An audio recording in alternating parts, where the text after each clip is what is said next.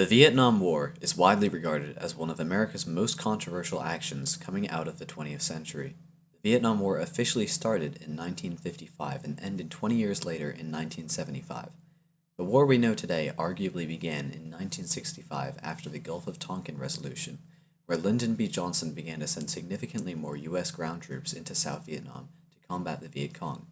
However, the U.S. wasn't the only country fighting the war against communism. British allies, while few, aided the war effort in more ways than one. My grandfather, Patrick Keane, was a Royal Air Force pilot in Vietnam who worked on the border of Cambodia and Laos to prevent communism from spreading to Thailand.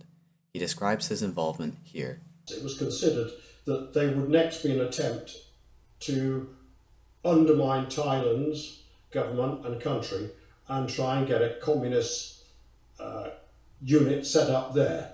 So we were there as a blocking movement. We weren't involved straight in the Vietnam War with the USA, but we were there as a blocking maneuver, and it would have taken quite a bit of pressure off the United States, knowing that their next door neighbour in Thailand was being supported by the Royal Air Force should there be an outbreak of war there.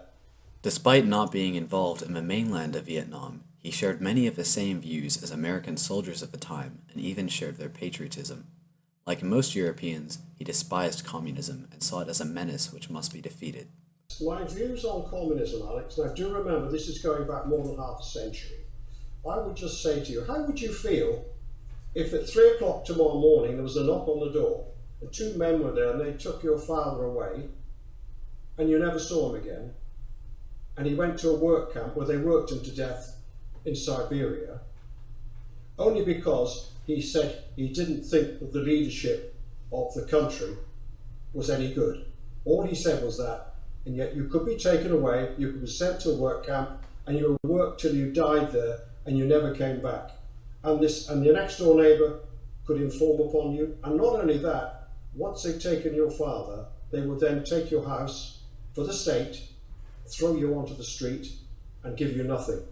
And that is why I disliked intensely communism, and I will fight all my life against communism, even today. Oh, the domino theory, yes, very much so, because after the Second World War, China became communist under Mao Zedong, and their regime, their communist regime, is not much better than Russia.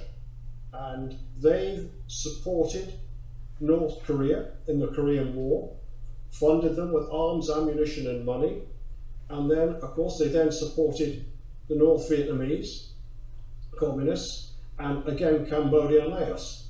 And so my view on communism, is not very good. I just dislike it intensely. It brings everybody down to the same low level. His involvement in the war was personal. He was not only fulfilling his duty, he was fighting against communism and aiding the country which he believed he owed his life to.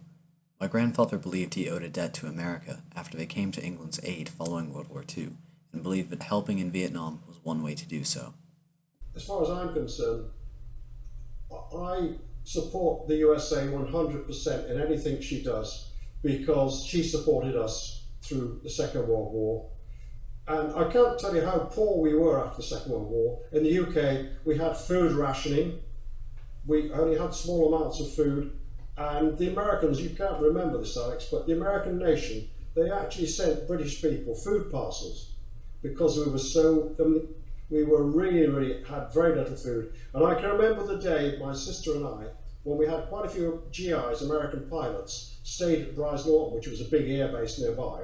And I can remember we actually were given some Wrigley's spearmint chewing gum. To this day I can remember my sister and I were absolutely thrilled.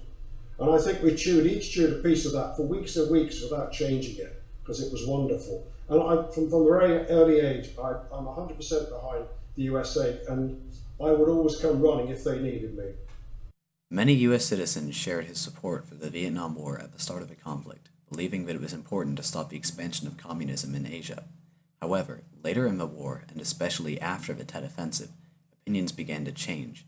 Around this time, the percentage of American families with televisions rose from 9% to about 90%. This was the first war to be truly witnessed by the American people, and it left a lasting impression. Americans across the country began to see the war for what it is, instead of how the news tried to portray it. In the end, the loss of life was simply too much to call the war worth it, which is something we can all agree on. And you think, was it really worth it after all of that? And on both sides, you know, hundreds of thousands of men, women, and children died. And but this, of course, Alex, is, as always happens with wars, afterwards people look back like I'm doing now, and I feel sad about it. But at the time, you're involved in it, and of course, you don't. I didn't feel that way at the time, because all I wanted at the time was for the USA to help South Vietnam stay a democracy and win. Afterwards, of course, when you consider the vast loss of life, you do think, well, was it worth it?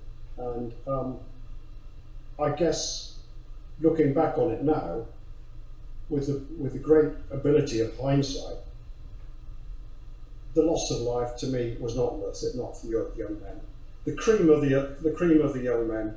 You know, the guys who always stepped forward when the country needed them. They went. Looking back on it, I think at the time I was quite happy with what was going on. Now, in retrospect, no, I feel, just told you, like I said, now I just feel very, very sad at what happened.